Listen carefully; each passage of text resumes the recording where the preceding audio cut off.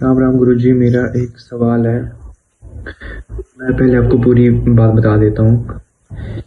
मैं हिमाचल से हूँ और मैं पिछले 1-2 साल से हमारे फैमिली में कुछ भूत बाधा या प्रेत बाधा मेरे परिवार में चल रही थी। फिर मैं हनुमान जी की शरण में गया, तो उसके बाद वो सब चीज़ें तो धीरे धीरे सब ठीक हो गई। मेरी सिस्टर को बहुत ज़्यादा प्रॉब्लम थी, वो भी ठीक हो गई। सब ठीक, मतलब परिवार में सब कुछ धीरे धीरे ठीक हो गया। मेरी शादी हो चुकी, मेरा एक बेटा भी हुआ उसके बाद।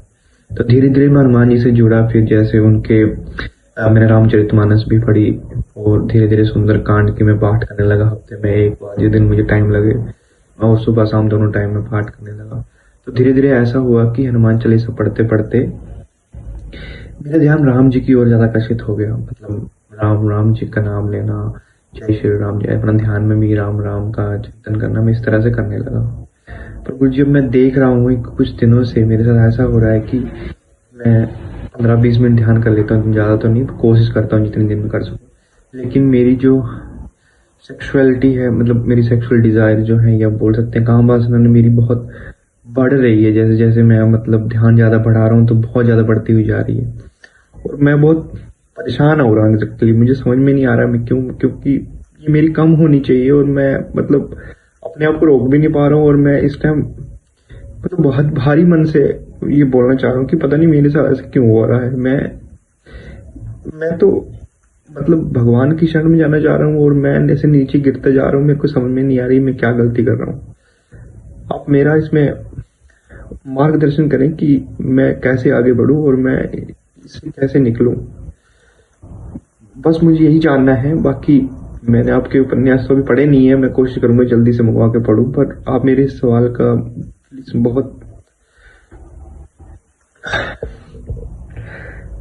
बहुत आभार होगा आपका अगर आप मुझे इससे निकाल पाए और मुझे इसके मार्गदर्शन कर पाए।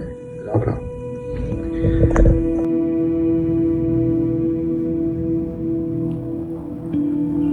मन के सवाल में आप सभी के मनों का स्वागत है। आज विशेष रूप से साधना और भक्ति मार्ग पर बढ़ रहे मनों का स्वागत है। जैसा कि अभी आपने प्रश्न सुना कि जैसे जैसे भक्ति मार्ग पर साधक आगे बढ़ता है, वैसे वैसे उसके भीतर काम वासना भी बढ़ती जाती है। यह एक बहुत ही संवेदनशील प्रश्न है कि ऐसा होता क्यों है। अभी आपने देखा यह साधक कितना चिंतित है और चिंतित होने की उस दशा तक पहुंच गया है कि इसकी आंखों से आंसू आ गए। ये आंसू आत्मग्लानि के आंसू हैं। किस बात की आत्मग्लानि? कि मैं बढ़ तो भक्ति की मार्ग की ओर रहा हूँ, चाहता हूँ कि मेरे मनोविकार चले जाएं, लेकिन जाने के स्थान पर ये तो और बढ़ रहे हैं और बढ़ रहे हैं, बढ़ते ही जा रहे हैं। तो कैसे मैं इससे मुक्त हूँ? प्रश्न बहुत गहन गंभीर है इसके लिए। मात्र इसके लिए ही नहीं, अन्य सभी साधकों के लिए भी।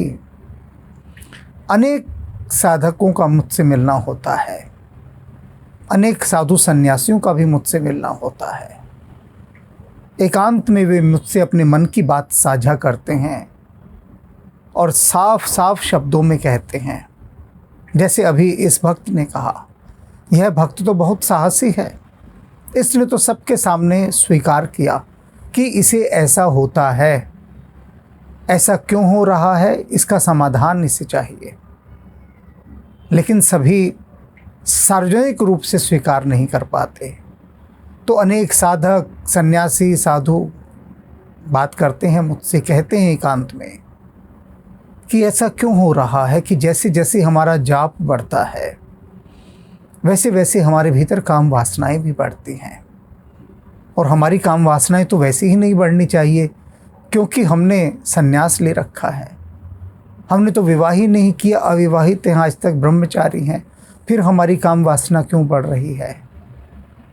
तो आज इस अति संवेदनशील प्रश्न के रहस्य पर चर्चा होगी, इसके समाधान पर चर्चा होगी। इस प्रश्न के उत्तर का आरंभ मैं बहुत साधारण तल से करता हूँ, क्योंकि इसको बहुआयामी रूप से मुझे समझाना होगा। एक कोण से नहीं समझा जाएगा, बहुत कोणों से समझाऊंगा तब भी कुछ समझा जाए तो समझ लीजिए बहुत कुछ समझा गया, क्योंकि यह इतना विराट क्षेत्र है समझाने का कि इसे केवल गहन साधना से ही समझाया जा सकता है। अब संसारी साधना में तो नहीं उतरेगा, और उतरेगा तो फिर वो चोट खाएगा। तो उसे उत्तर चाहिए, प्राथमिक चिकित्सा चाहिए, फर्स्ट एड चाहिए। तो मेरा जो उत्तर है वह फर्स्ट एड का काम करेगा। तो बात, जैसे कि मैंने कहा, मैं बहुत साधारण तल से आरंभ करने जा रहा हूँ। शराब के संबंध में एक बात कही गई है कि किसी को बहुत अधिक शराब पिला दो तो उसके भीतर जो है वो सब बाहर निकलने लगता है, जो भी है। और एक बहुत हद तक ये बात सत्य भी है। मैंने शराबियों पर बहुत शोध किया, न केवल शराबियों पर, जिंदगी पर मैंने बहुत शोध किया, रिसर्च किया, जिंदगी को बहुत करीब से देखा। साधना काल में हमें असाइनमेंट दिया जाता था अलग अलग प्रकार के लोगों के बीच रहने का। उनमें से एक शराबियों के बीच रहने का भी था। बहुत करीब से देखा शराबियों को कि बहुत अधिक शराब पीने के बाद कोई तो गालियां दे रहा है। देखा होगा आपने कि सड़क पर एक आदमी खड़ा हुआ आकाश की ओर मुंह करके अज्ञात में गालियां दे रहा है। कोई उसके सामने नहीं, कुछ नहीं, बस निरंतर उसके भीतर से गालियां ही गालियां निकलती जा रही हैं, गालियां ही गालियां। कभी खंबे को गाली देगा, कभी पेड़ को गाली देगा, कभी दीवार को गाली देगा, अर्थात जो भी उसके सामने आएगा उसे गाली देगा। तो उसके भीतर गालियां भरी हैं और शराब उस गालियों की उल्टी उससे करवा देती है। फिर एक शराबी को हम देखते हैं, जिसको पकड़ के राम राम करेगा, खंबा दिखेगा उससे माफ़ी मांगेगा, राम राम बोलेगा। किसी गाय से टकराएगा, उसके पैर छुएगा, राम राम बोलेगा। पेड़ से टकराएगा, दंडवत प्रणाम करेगा, उसे राम राम बोलेगा, और राम राम बोलता हुआ सबके पास से निकलेगा। हवाओं में राम राम बोलेगा, अज्ञात में राम राम बोलेगा। क्यों? क्योंकि उस शराब से जो ताकत उठी, जो एक जोश उठा, जो एक एनर्जी उठी, उसने उन चीज़ों को धक्का मारा जो उसके भीतर से उठना चाहती थी, और वो उठी। कोई बहुत प्रेमपूर्ण हो जाता है बहुत अधिक शराब पीने के बाद, और कोई बहुत क्रोध में भर जाता है, निकालेगा अपने खीसे से पिस्तौल और हवा में चलाएगा, किसी को मार भी देगा। पहले लोग तलवार चलाते थे, तो जिसके पास जो हथियार हैं वो क्रोध में भरकर उसे चलाएगा। अब ये सब क्या है कि शराब ने एक ऊर्जा को जन्म दिया, रक्त उत्तेजित हो उठा, और वो जो उत्तेजना भीतर पैदा हुई, वह जो उत्तेजना है उसे ऊर्जा कहा जाए। उस ऊर्जा ने धक्के मारने शुरू किए, और जो चीज़ दबी हुई थी उसे धक्का मारा और उघाड़ दिया, और उस चीज़ ने फिर अपना खेल शुरू कर दिया। ठीक इसी प्रकार भक्ति और साधना में होता है। भक्ति और साधना भी एक प्रकार की शराब है, नशा। श्रीमद् भागवत आपने सुना होगा ना, श्रीमद्। ये श्रीमद् क्या है? श्रेष्ठ नशा, उत्कृष्ट कोटि का नशा, श्रीमद्। तो भक्ति और साधना के परिणाम स्वरूप भीतर श्रीमद् पैदा होता है, अर्थात ऊर्जा की एक तीव्रतम लहर, बहुत तेज लहर, बिल्कुल वैसी लहर जैसी शराब पीने के बाद उठी थी। वह घटिया शराब थी, यह श्रीमद्, यह उत्कृष्ट कोटि की शराब है। और उसके बाद ये अपना खेल शुरू करती है, ऊर्जा, ध्यान और साधना के बाद उठी हुई ऊर्जा क्या खेल शुरू करती है? कि यह ऊर्जा सबसे पहले जाकर मूलाधार को टक्कर मारती है। मूलाधार माने सेक्स सेंटर। और जब सेक्स सेंटर पर जाकर ये टक्कर मारती है तो वहाँ पर वो एक बहुत बड़ा तूफान खड़ा कर देती है, बवंडर, चक्रवात, साइक्लोन। तो उस सेक्स सेंटर पर एक ऐसा साइक्लोन उठता है कि वो सब कुछ नष्ट करने के लिए तत्पर हो जाता है, ऐसा साइक्लोन। और वो सेक्स सेंटर से उठी हुई ऊर्जा पूरे शरीर के अंदर एक तूफान सा खड़ा कर देती है, एक ऐसा प्रबंधन उत्पन्न करती है कि कोई व्यवस्था फिर काम नहीं करती। भीतर की कोई व्यवस्था वो सबको उड़ाकर फेंक देती है और ये भयंकर रूप से शरीर में घूमती है। हुआ क्या कि उसने सेक्स सेंटर को धक्का मारा। वो कमज़ोर था हिस्सा, सबसे दमित, आज तक दबाया गया, और उस धक्के से वो जाग गया। लेकिन यही ऊर्जा जब हृदय चक्र पर चली जाती है, गई सेक्स सेंटर पे किसी के, धक्का मारा, लेकिन देखा कि वहाँ तो सेक्स सेंटर बिल्कुल निष्क्रिय है, कोई एक्टिविटी नहीं उसके अंदर हो रही। तो ऊर्जा वहाँ से बाउंस होती है, उछलती है, और उछलकर फिर सीधा हृदय चक्र पर जाती है। और हृदय चक्र पर जाकर वो जो ऊर्जा काम की ऊर्जा बनकर उठी थी, वो हृदय चक्र पर जाकर जो वासना है वह उपासना में रूपांतरित हो जाती है, ऊर्जा का ट्रांसफॉर्मेशन हो जाता है। लेकिन ये कब होता है? जब बीच में गुरु होता है, कैटालिटिक एजेंट। वो जो गुरु है वो वहाँ पर इस कैटालिटिक एजेंट की भूमिका निभाता है और वो उस ऊर्जा को रूपांतरित करके काम की ऊर्जा को राम की ऊर्जा की ओर बढ़ा देता है। कहता है वहाँ जाओ, ट्रैक बदल देता है। जैसे कि रेल आती है और उसका ट्रैक बदल दिया जाए, तो वो उसका पूरा का पूरा ट्रैक बदल देता है, गाड़ी दूसरी लाइन पर चली जाती है। लेकिन ये गुरु करता है। अब सबके पास तो गुरु नहीं, भक्ति सब कर रहे हैं, साधना भी कर रहे हैं, उससे ऊर्जा भी उठ रही है। और वो ऊर्जा क्या कर रही है? उस ऊर्जा को अपनी ओर आकर्षित कर लेते हैं मनोविकार।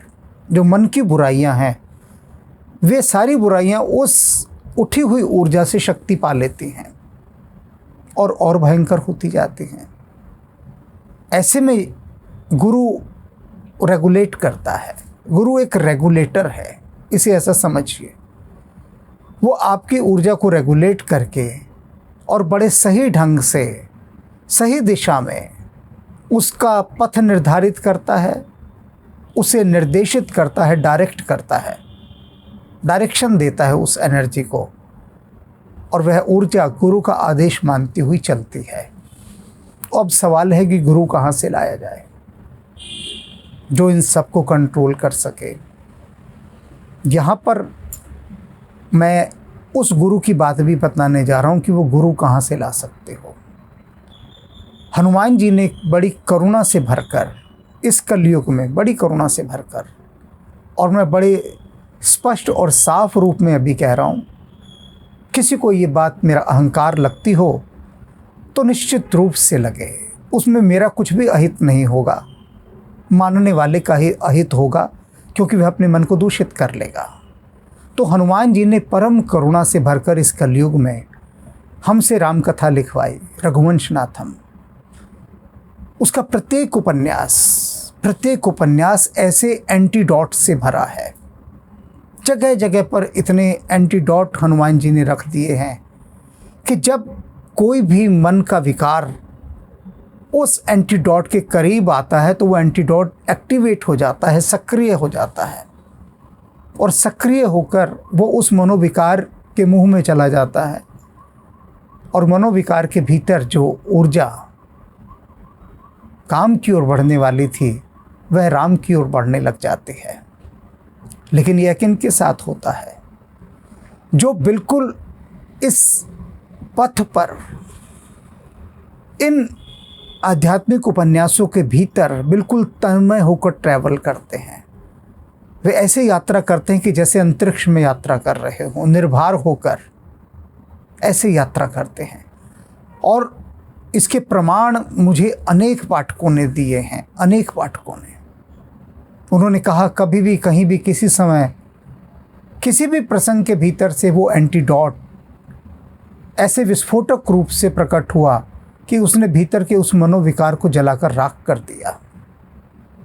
अब सभी तो इन्हें पढ़ेंगे नहीं, वे पढ़ेंगे जिनकी बारी आ रही है, जिनके संचित पुण्यों का उदय हो रहा है, उनकी बारी आ रही है। बाकी मुंह मोड़कर जा रहे हैं, स्वाभाविक है जाना, क्योंकि उनकी बारी नहीं आई। अब सवाल ये है यहाँ पर एक और सबसे बड़ा जो उठकर सामने आता है। अभी आपने देखा यह साधक आत्मग्लानि से भर गया था कि ये सेक्स एनर्जी से क्यों भरता जा रहा है, इसके भीतर वासना क्यों बढ़ती जा रही है। तो सबसे बड़ी बात तो ये कि इससे घबराने की आवश्यकता नहीं, ना आत्मग्लानि करने की आवश्यकता है, क्योंकि ये जो गृहस्थ आश्रम है यह भोग का आश्रम है। अर्थात प्रकृति यह आदेश देती है कि गृहस्थ आश्रम के भीतर रहकर जितना अधिक भोग वासना में तुम उतर सकते हो उतरो, जितना अधिक उतर सकते हो, जितना भी अधिक, मतलब अधिक से अधिक की जितनी सीमा हो सकती है उस सीमा तक जाकर काम वासना के अंदर तुम उतरो। और एक ऐसी स्थिति आएगी, ऐसी स्थिति आएगी कि वो काम वासना आपको अपने भीतर से निकालकर बाहर फेंक देगी। और जब बाहर फेंक देगी तो फिर काम वासना भीतर रह नहीं जाती, क्योंकि जो 4 आश्रम है उसमें सबसे पहला है ब्रह्मचर्य आश्रम, यानी जैसे विद्यार्थी काल कहते हैं। उसके बाद विवाह होता है तो गृहस्थ आश्रम। अब वह गृहस्थ आश्रम इसलिए ही था, इसीलिए है कि आप अपने भीतर की जितनी भी काम वासना की ऊर्जा है उसे यहाँ पर भोगें। क्योंकि कहा है शास्त्रों ने कि तेन त्यक्तेन भुंजिथा, कि जिन्होंने बहुत अधिक भोग किया है केवल वे ही त्याग कर सकते हैं और कोई त्याग नहीं कर सकता। भगवान बुद्ध ने त्याग किया ना, गौतम ने कैसे त्याग किया। इतने अधिक भोग थे, इतने अधिक भोग थे कि उन भोगों से ऐसी छलांग मारी कि फिर वे भोग उनके लिए कण मात्र भी आकर्षण का कारण नहीं रहे। कण मात्र भी 100% भोग से वो बाहर आ गए थे, 100%, क्योंकि 100% वो भोगों को भोग चुके थे। मनुष्य की समस्या क्या है कि वो धुआं धुआं करके भोगों को भोगता है, जबकि उसे आग की तरह जलते हुए भोगों को भोगना चाहिए। घिसटता घिसटता वह काम वासना में उतरता है, जबकि उसे उन्मुक्त उड़ान के साथ काम वासना में उतरना चाहिए।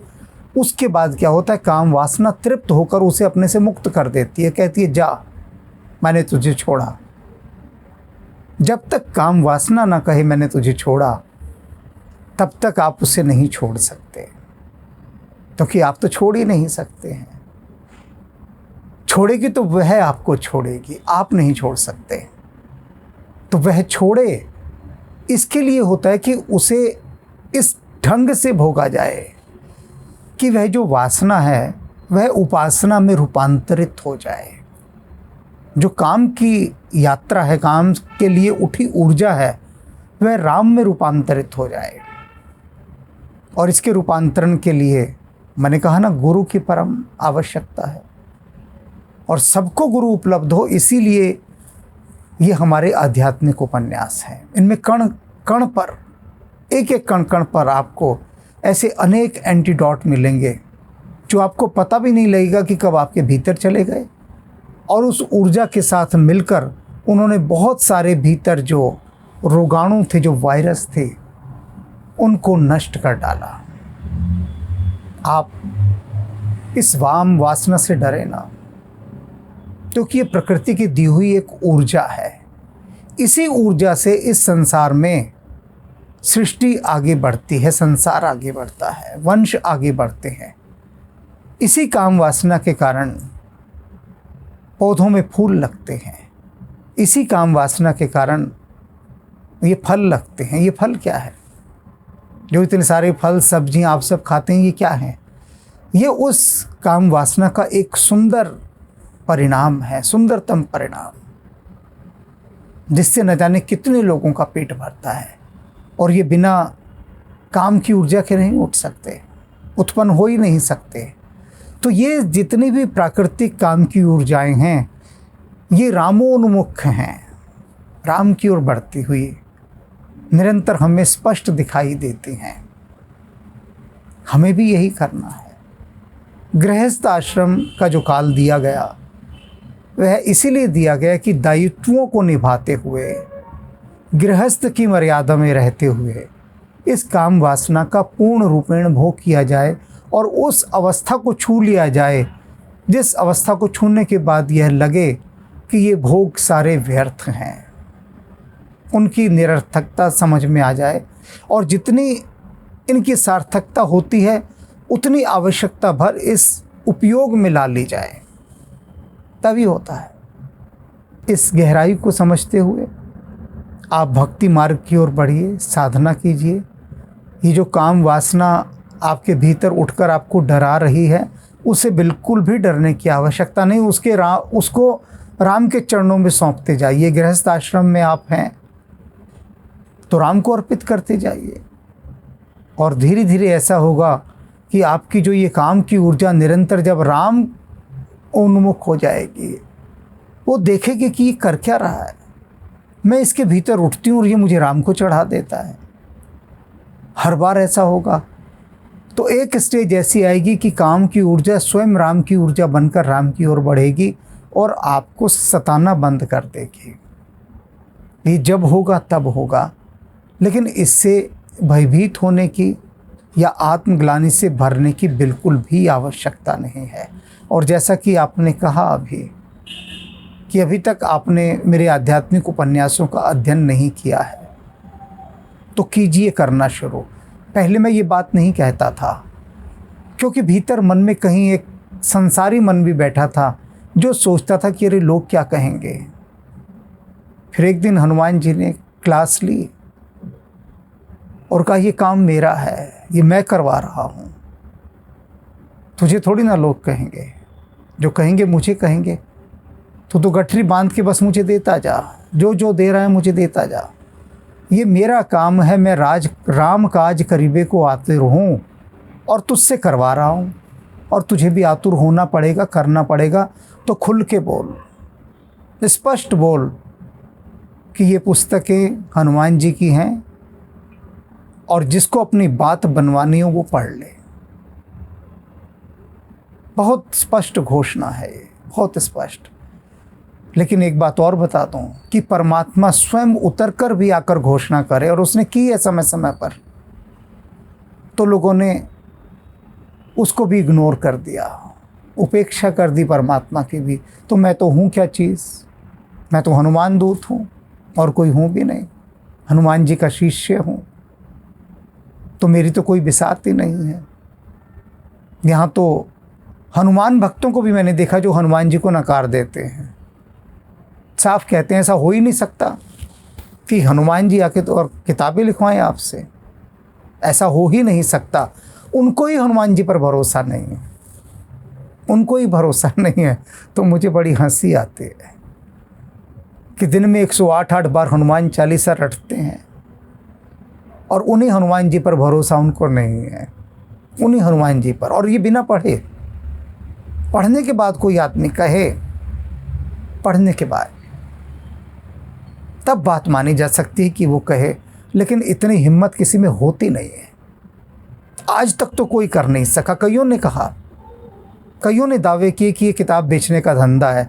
मैंने कहा हटाओ बीच से, इस धंधे वाली बात को मुफ्त में भेजता हूँ, पढ़ो, और पढ़ने के बाद एक बार कह दो, सिर्फ एक बार हाथ में जल लेकर कह दो कि हम नहीं मानती ये किताबें हनुमान जी ने लिखवाई हैं। कह ही नहीं सका, भीतर तक कहाँ उठा पढ़ने के बाद। क्यों? बोला उसका मन की बात तो सही कही है, बात तो बिल्कुल सही कही है। तो अभी तक तो कोई मिला नहीं, आगे कोई ऐसा दुस्साहसी आ जाए तो अलग बात है। और हमने तो उनसे कहा भी कि हम तो सैकड़ों लोगों को मुफ्त में किताबें भेजते हैं। अगर किताबों का ही धंधा, और किताबों का कौन धंधा कर सकता है भला? किताबें पढ़ता ही कौन है यहाँ? कौन पढ़ता है?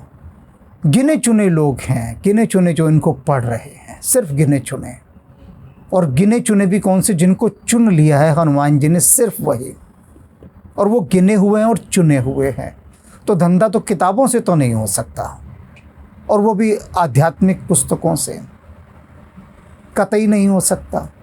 हाँ, धंधा करने वाला ही लूट सकता है, और हम खुशी खुशी लूट रहे हैं, क्योंकि हनुमान जी ने बिठा दिया कि भैया राम काज करीबई को आतुर। तो हनुमान जी की कृपा से भक्तों का, साधकों का, ये जो भक्ति के बाद उठा हुआ काम वासना का भाव है, यह स्वतः ही चला जाएगा, स्वतः ही। इस पर अटकने की आवश्यकता नहीं है। उसे अपना काम करने दीजिए, आप अपना कीजिए, उसको सम्मान के साथ नमस्कार कीजिए, उस भाव का, उसके साथ सहयोग कीजिए, वह स्वयं चला जाएगा। शेष फिर राम राम।